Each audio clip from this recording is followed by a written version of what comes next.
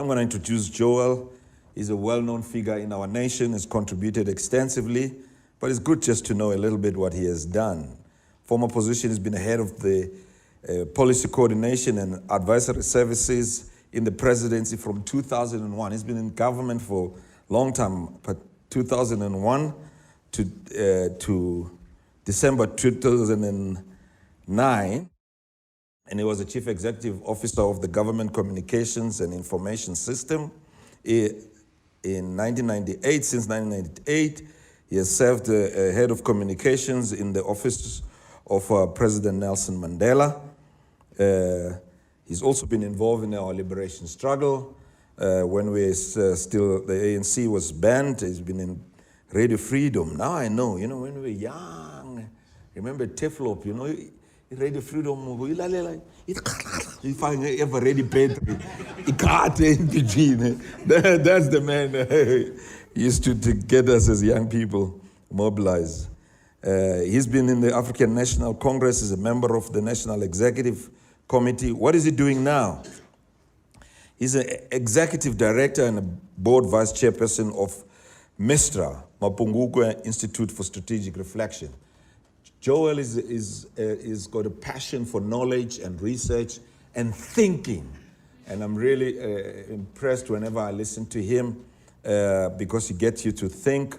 And he's established this institute with very limited resources, but I think I'm right, Bro Joel, when I say now you're ranking one of the top 10 with the Brooklyn Institutes of the world as research institutions. So let's give him a round of applause. And it's important that we reflect and think, particularly all of us who grew up in the time of activism. We also need to reflect. When you active and reflect is a very good thing. He's a member of the National Planning Commission, and he's a member of the board of Nedbank Group. He's also in Life Care. Some of this information, please correct it, Brajo, if is no longer, because things change very quickly.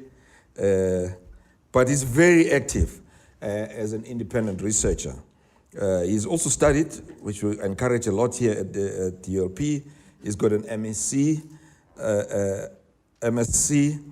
Masters in Science, degree in Financial Economics, postgraduate diploma in Economics, diploma in Political Science.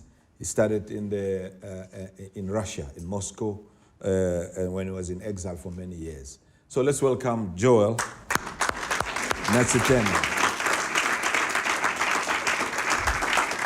Come on, give him a round of applause.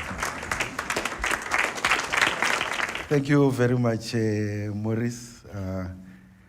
They say if you do not correct, you are then implicated in the false information. We were amongst the top 10 new think tanks when we were still young, and now we are ranked, I think it's about 40 or 50 top think tanks in Africa.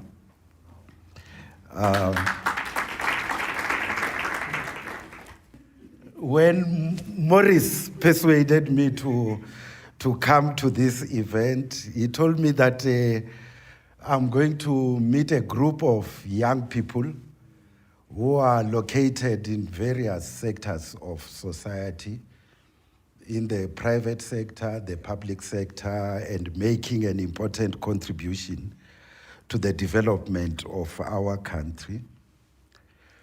But what also inspired me to come is that people such as yourselves, call them the middle and upper strata in society, are critical to defining who we are as a nation, our aspirations, our culture, our mores, and so on.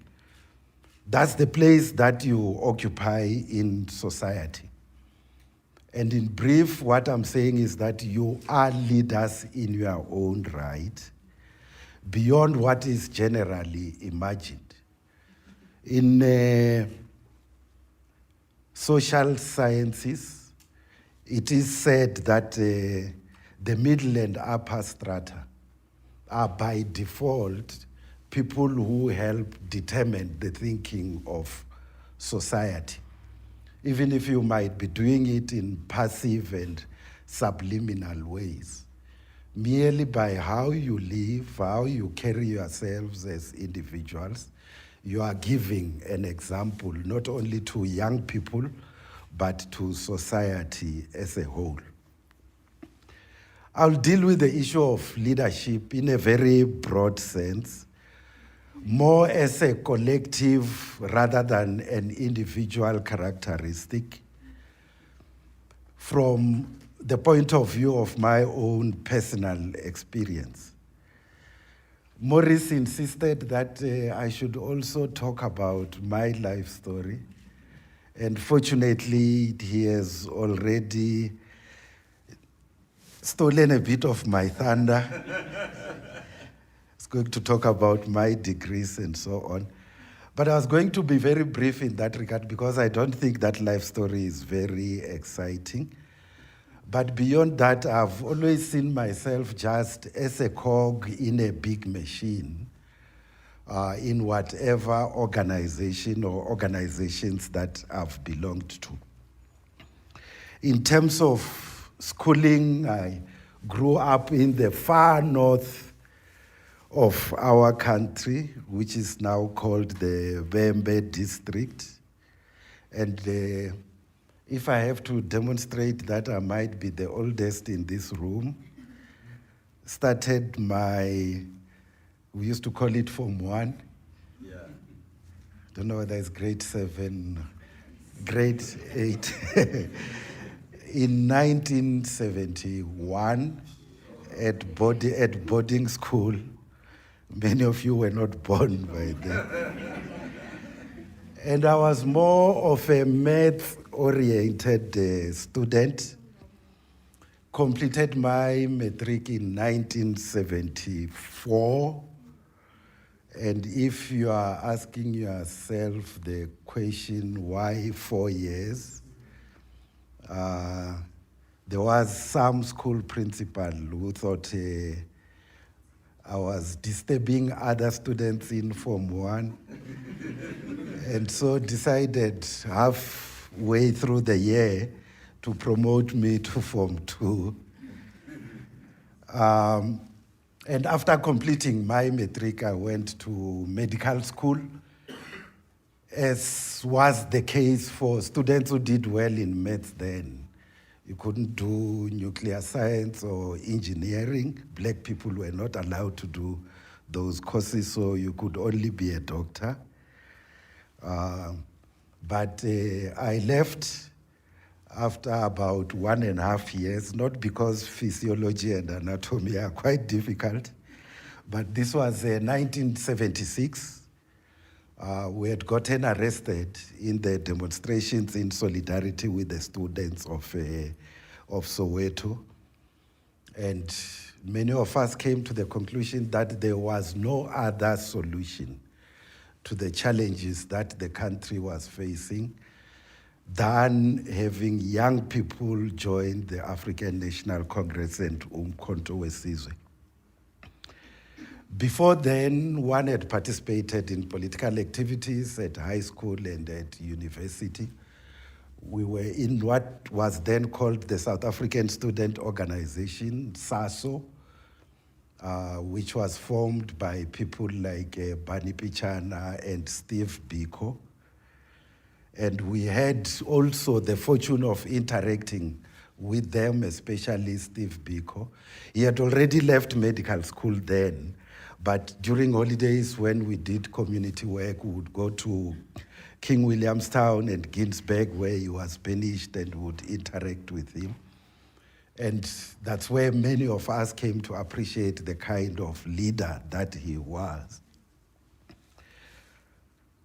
After leaving the country, I went for military training in Angola, 1976.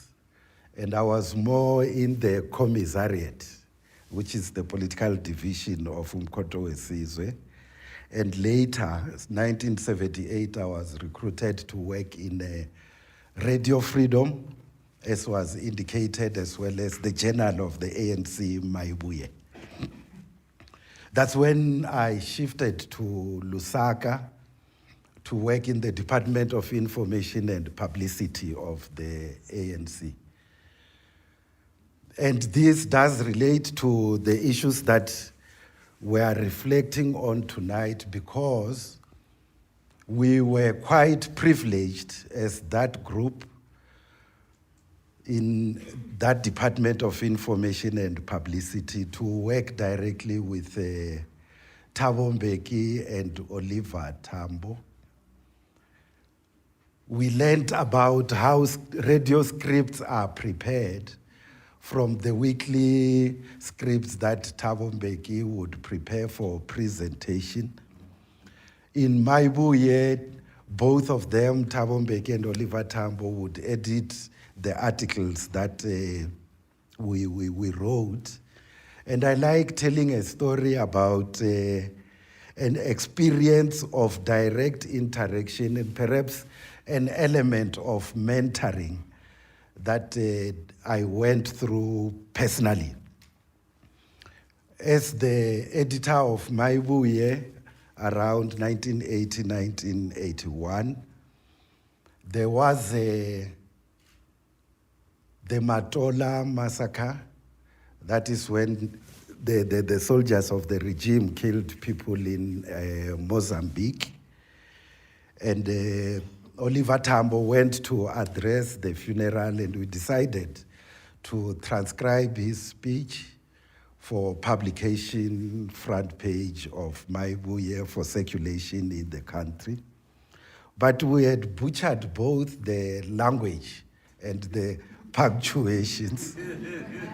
And so when a few months later, Joe Kabi was assassinated, he was the chief representative of the ANC in the newly liberated Harare.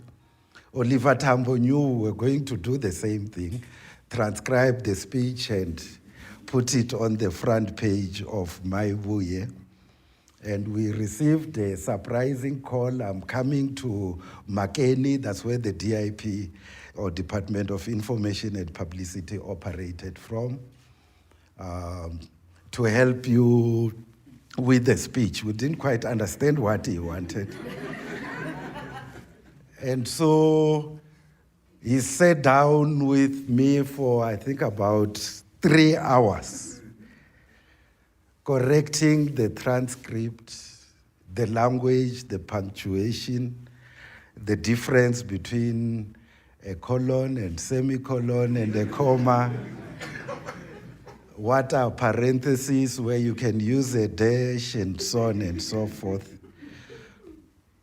That reflective of the fact that he knew that once he did that, we will not make the same mistakes going forward. But for those who know Oliver Tambo, he was one of the most precise and deliberate people in terms of drafting and articulation. And if, young as we are, we would all praise Thabo Mbeki for his good speeches and articulation. In fact, he learned that skill also from Oliver Tambo. Many of us received the ideological training, some of the things Maurice referred to in the ANC and even in the South African Communist Party. And there was a system of identifying young people with potential, developing them, sending them to various institutions of learning. That is how I ended up in Moscow at the Institute of Social Sciences, or what some used to refer to as the party school. When I came back, I was then put in charge of what is called internal propaganda in the internal political committee of the ANC, and then also became a member of the politico-military council. That system of selecting and deploying cadres, I think it's one of the most important strengths that historically the ANC had. And I suppose mentoring is part of that process. And wherever we are located, we shouldn't be shy of identifying those whom we think have got potential and ensuring that they develop to the ultimate of that potential. But I should say that that system also had its own disadvantages, in the sense that because it was that efficient, you didn't worry about what one can refer to as self-promotion. You would just do your work and do it very well and believe that you will be noticed. And in a sense, like soldiers, we waited for the next order. Why do I say that it had its advantages? It is because it was unsuited for the internal politics after the unbanning of the ANC. And so some 2 or so weeks ago, we buried, as you might be aware, George Nene, one of the outstanding cadres of the ANC, and Umkhonto weSizwe, one of the outstanding diplomats of our country. And so a question came to one's mind, with that kind of capacity that he had, why was a George Nene not a member of the National Executive Committee of the ANC? Why was he not perhaps even a member of the Provincial Executive Committee in Gauteng?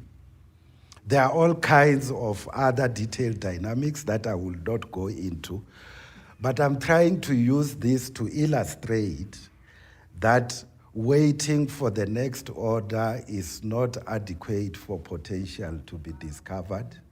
We should also develop the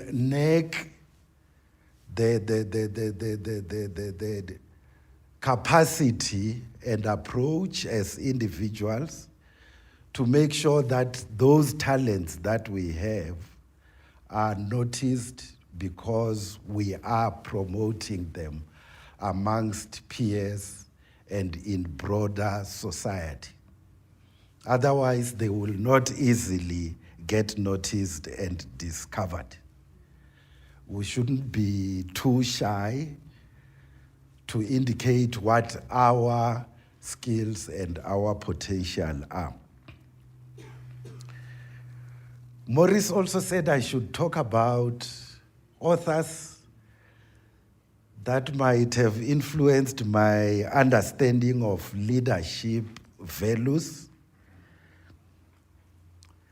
And in a disorganized way, I'll just talk about a few categories of authors, and more from recent books that I've read.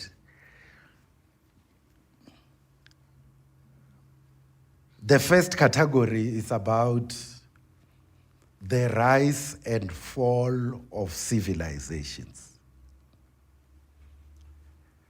And you might be aware of the book by Sheikh Diop on the origin of, or rather the African origin of civilization. For those who have gone through colonial or Bantu education, we might find even the content, we might find the content of that book even incredulous, because he explains that those civilizations that flourished in Egypt originated, in fact, or were built by Africans who look like most of us here. Before there was the migration from Europe, and you had what are called Arabs settling there. The same applies to the pyramids and the temples of Sudan and Ethiopia and so on. And I've found that category of books quite useful because those books assert something that we tend to underestimate, and that is the contribution that African people have made to global civilization. There are many others which talk about Mapungubwe, Sofala in Mozambique, and Kilwa in Tanzania, civilizations that existed many centuries ago. But contained within them are also lessons. If you take Mapungubwe, it rose and it fell long before colonialism. By the way, as the Mapungubwe Institute, we have published a book on this. And one of the riddles about this is, why did a civilization rise and fall? Very briefly, amongst the issues that have emerged from that research, amongst others, it's that the leadership of that settlement started to separate themselves from the so-called subjects, located themselves on a hill.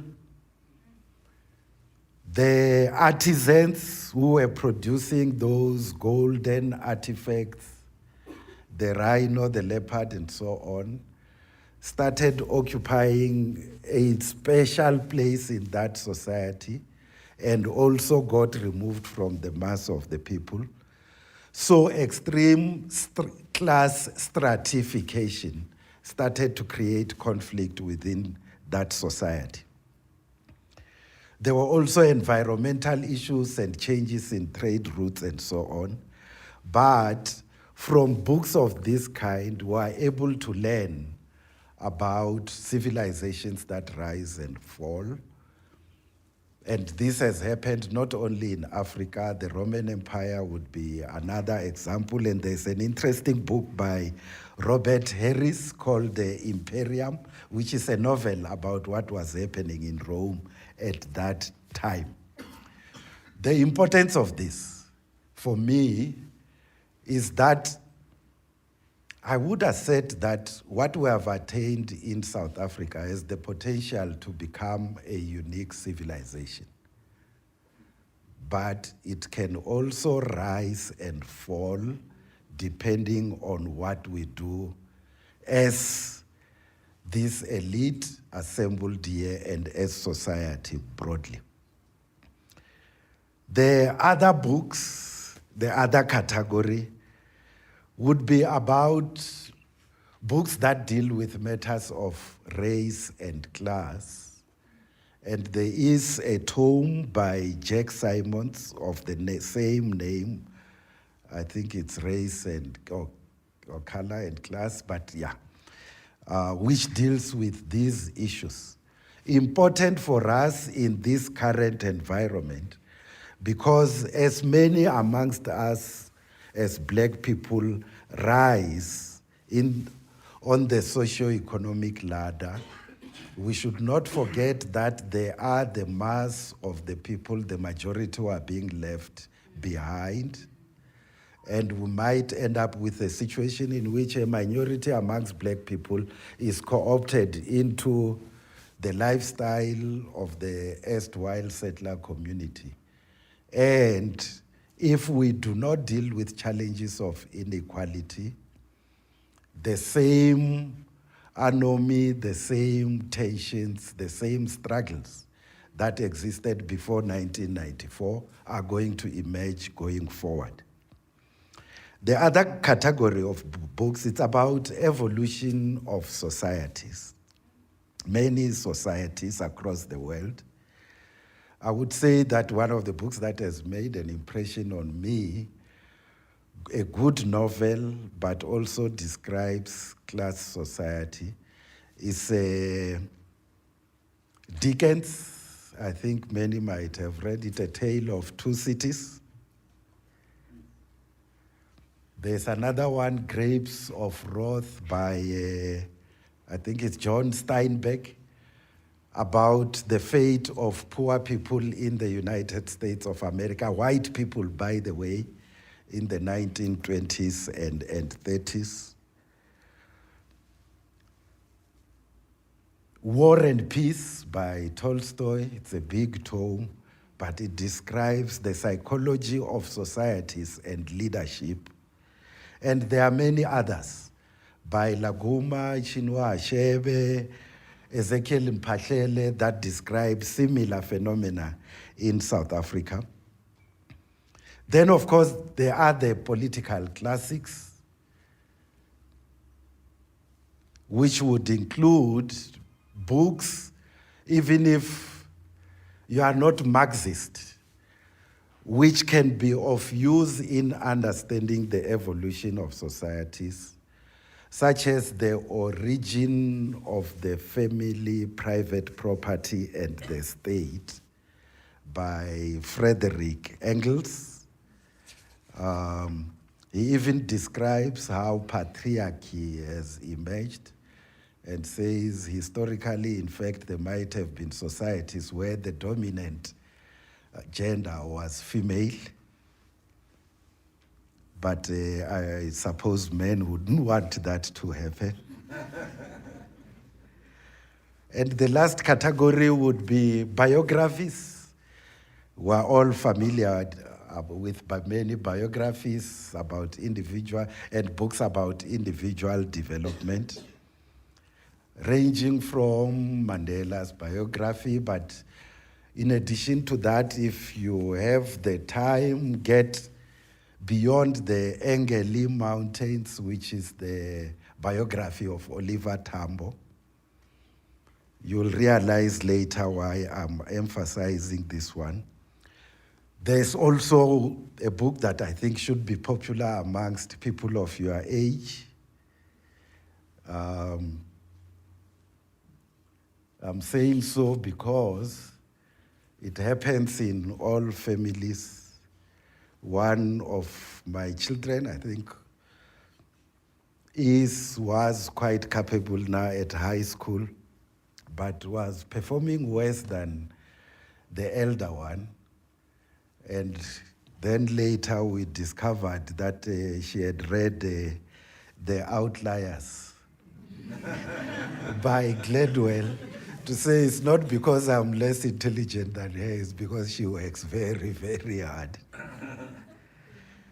Another interesting one with China today in vogue is by Ezra Vogel, Deng Xiaoping and the Transformation of China.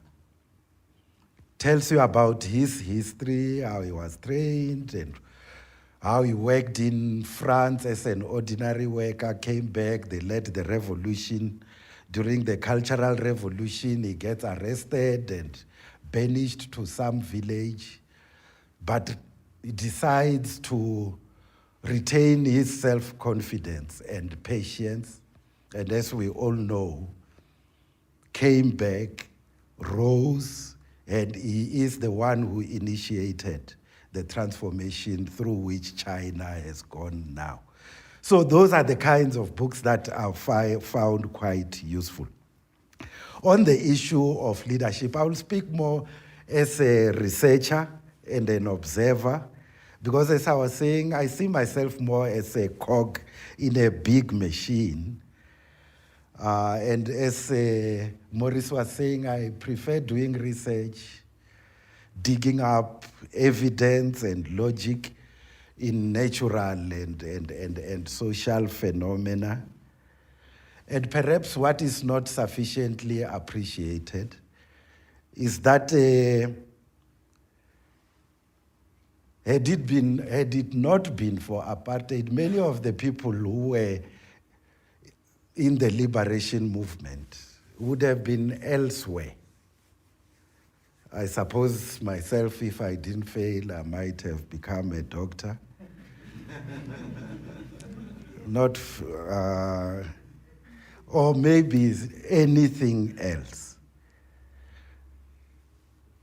because it is important also to recognize that leadership does not only reside in politics. Ultimately, when you talk leadership, you are referring to societal leadership.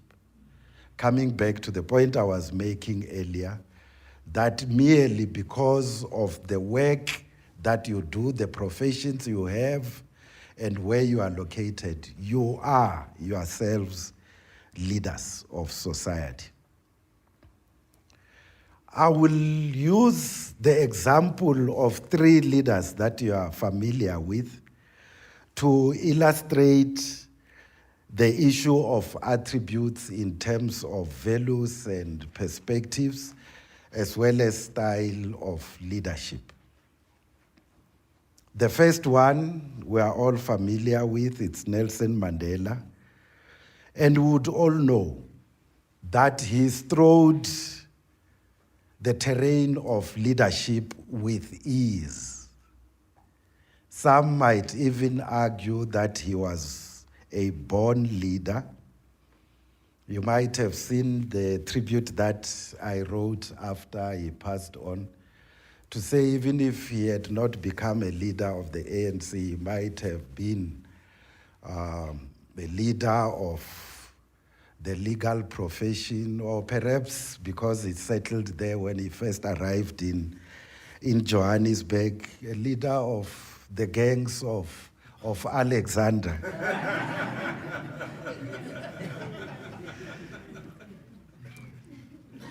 Because of the kind of aura and charisma that he had as an individual. Some of it innate, but other attributes learned in the community, in the family where he grew up. And the others recognized that capacity and decided to make him the symbol of ANC leadership. And so, in the various environments in which we work, if there are people that we can see have got better capacity than ourselves, we should emulate them, we should compete with them in a healthy way, but we should also allow them to develop to become a symbol of our very self as a collective.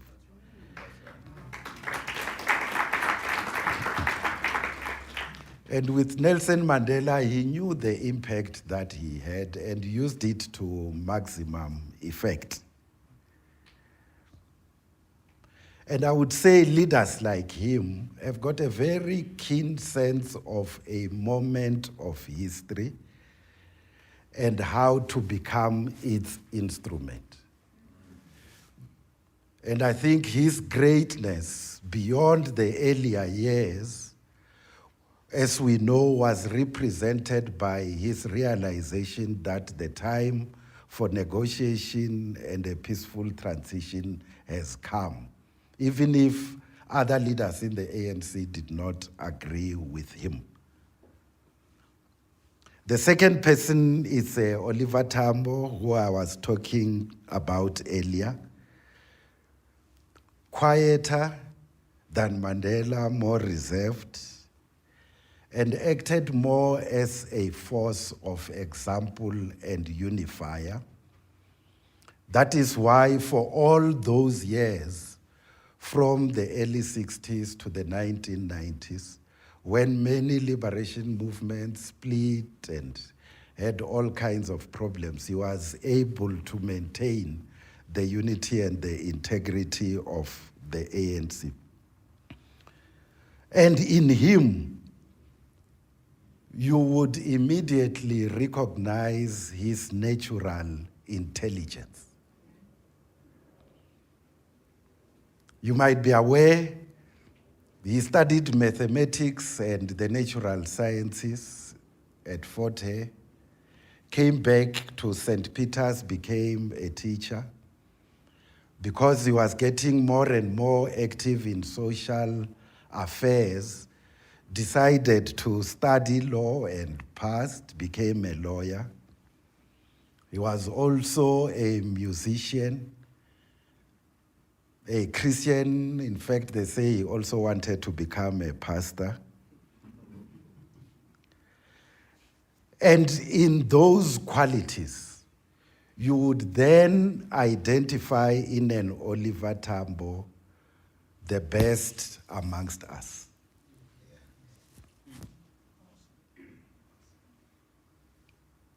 And it is in that context that the issue arises: what impact do individuals have on organizations and societies? And with Oliver Tambo, you would argue, because of those attributes, he was up there and helped raise the ANC to the same pedestal as himself. This is important to emphasize because the inverse can also be the case. You can have leaders of such low ethical fiber that instead of raising the organization and society to a higher pedestal, they drag it down. An organization that then gets obliged, because they have elected that leader, to defend the wrong things that that leader is saying. And ultimately, you may end up with a situation in which the terrible attributes of the leader become the attributes of the organization itself. Why, in a period of a new dawn,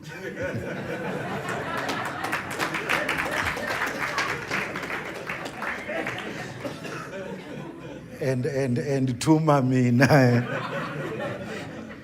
So maybe we can say that we have survived that terrible period and might be on the up once more as a nation.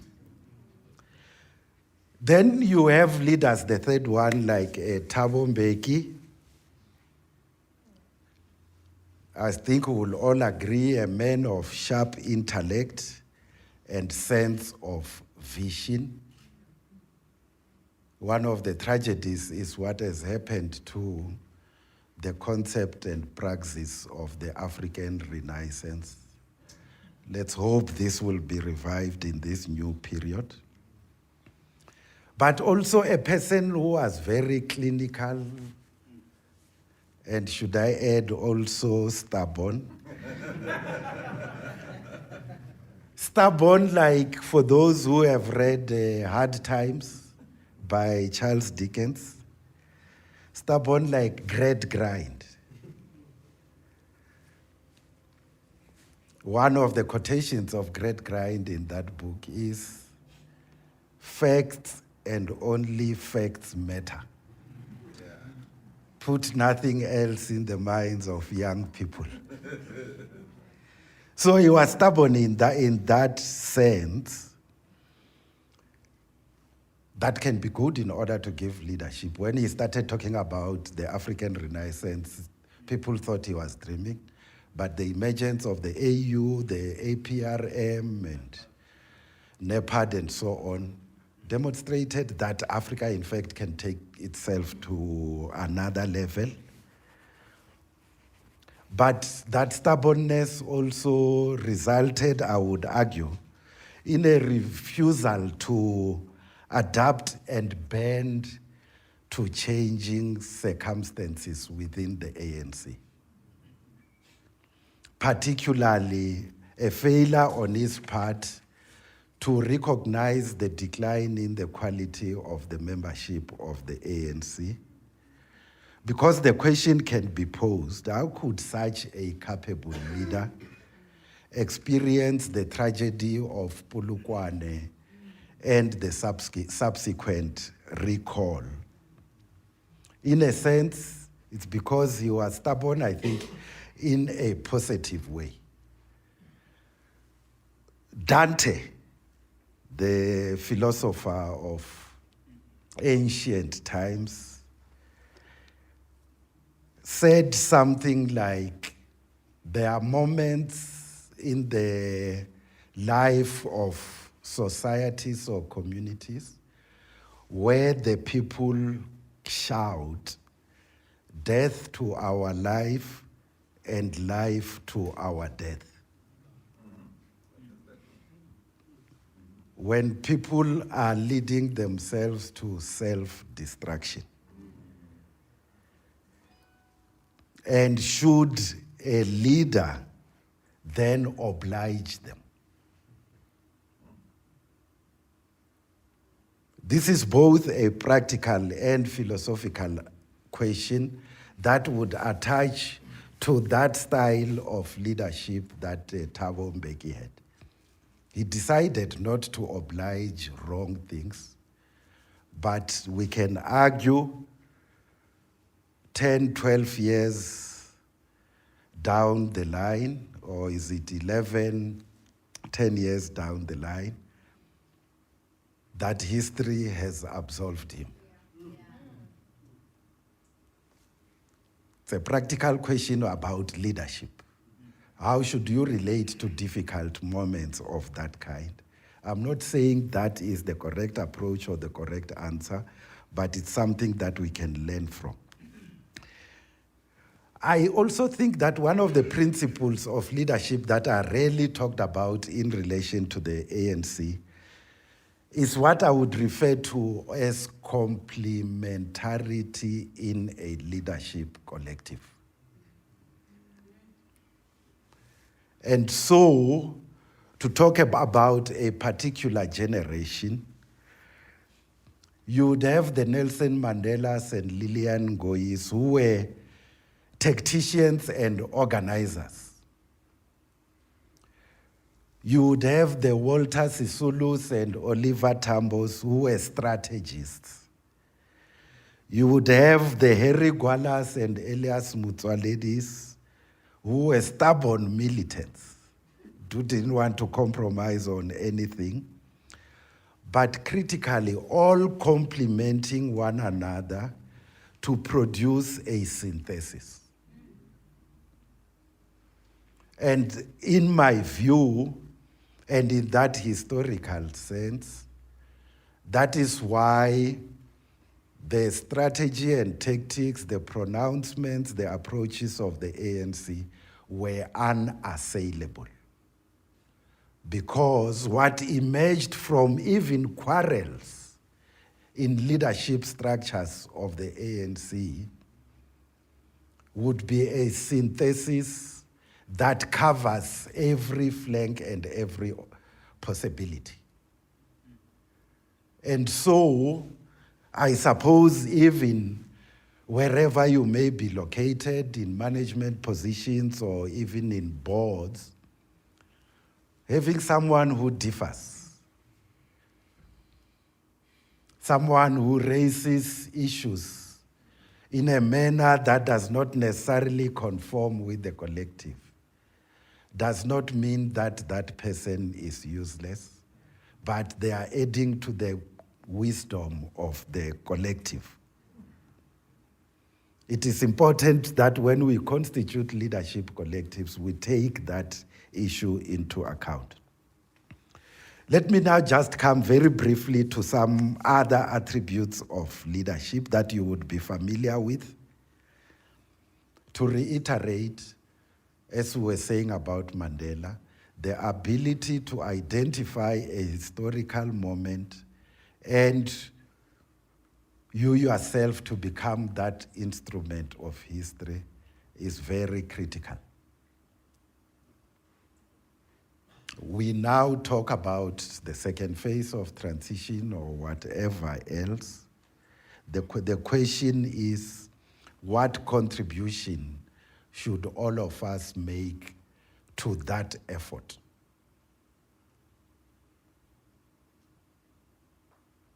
The conference of the ANC has taken the decision, so I won't critique that decision. Expropriation of land without compensation.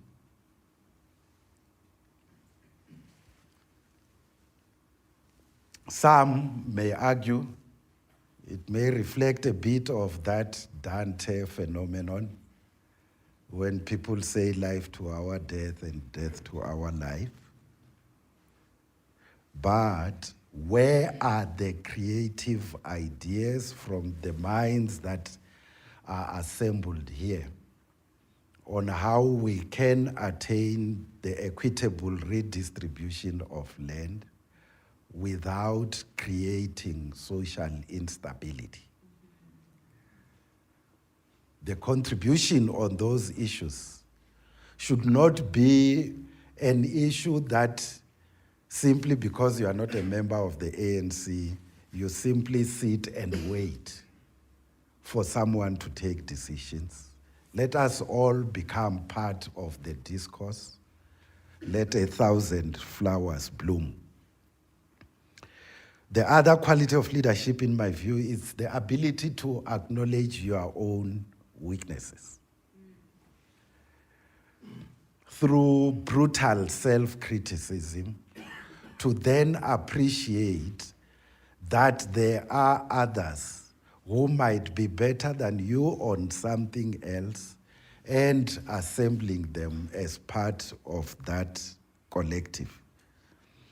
In our younger days, when some of us became members of the NEC in the early 90s, you had the older generation, Mandela, Sisulu, Erigwala, Mbeki, and Tswaledi, and many others who were also members of the NEC, and we learned a lot from them. We were still in our 30s then. But you would be shocked as a young person, because you didn't fully know all these old characters, on how irreverent a Harry Gwala could be. In some instances, even after Mandela, as president and chair of an NEC meeting, thought he had summarized the discussion, Harry Gwala would say, I don't agree with that. I think you have missed this or the other issue. It would be irritating to a Mandela, of course, but ultimately, as I was saying earlier, it would add to that pool of wisdom out of which synthesis emerged. There are also other issues that the ANC, because it recognizes its weaknesses, has identified, at least on paper, as critical attributes of leadership. Naturally, understanding of the political environment in a political organization is fundamental. It could be a business environment and so on. Ethical standards are fundamental. And I'm deliberately not using the word moral standards, but ethical standards. And also academic attainment. Academic attainment in the context of the ANC, not only because you need leaders who understand complex phenomena, both domestically and globally, not only because of that, but also because without that academic attainment and a proper profession, a politician then becomes desperate. If you are in an elected position, you will not want to leave because you have got nothing else to fall back on. And if we look at mature democracies, it's people who have got their own professions.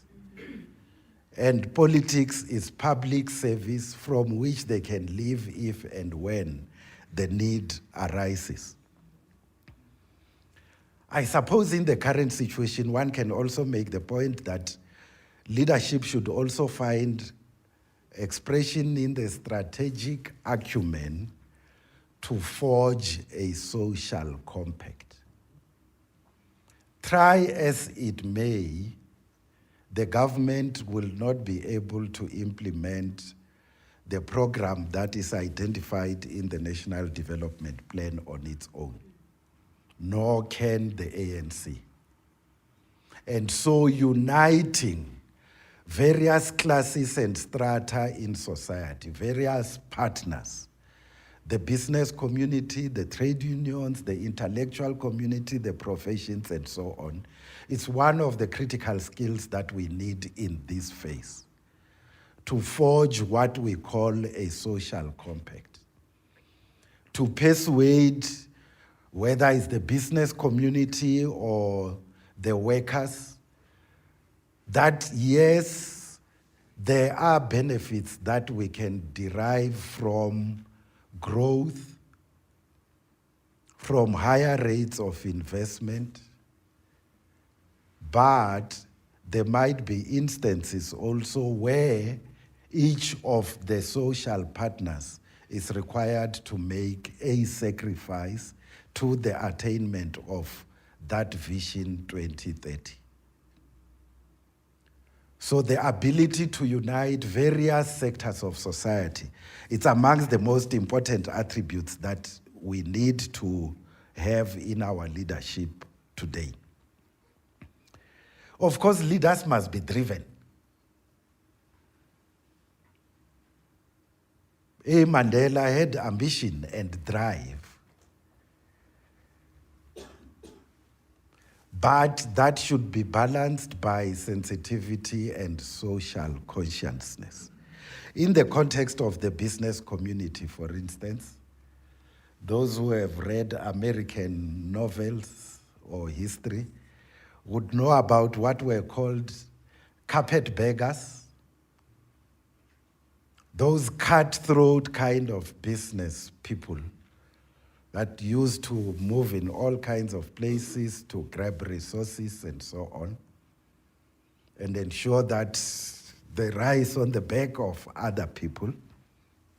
It's in the nature of the system and how US capitalism evolved. Some might say you might find that attribute, thinking about diplomacy now, in someone who is occupying a house, the color of which is white.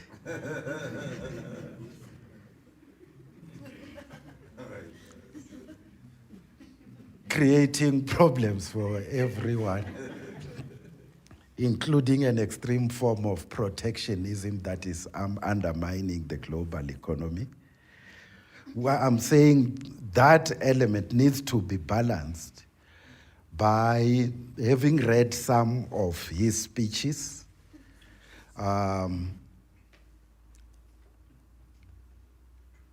the attribute that I think resides in a CEO, he might be leaving soon, such as Paul Polman of Unilever, and the social consciousness that he evinces about how the business community should take into account social realities, how it should deal with the challenges of inequality that are starting to create problems in Europe, the Americas, and elsewhere. So yes, leaders must be driven, but you should have a balance in terms of social consciousness. Now, to conclude, if you were to ask me, what should inspire such leadership in the South African and African setting? There are quotes from 3 leaders, South African, that are found inspiring and which I think are timeless. First by Pixlika Isakaseme. If I'm not mistaken, he was in his 20s at Columbia University. I'm raising the issue of his age because sometimes when you interact with young people, they say, but you are not giving us space to play our role. The Semes and others of this world seized the moment they occupied the space without asking for permission. He said in that speech at Columbia University in 1906, the regeneration of Africa means that a new and unique civilization is soon to be added to the world.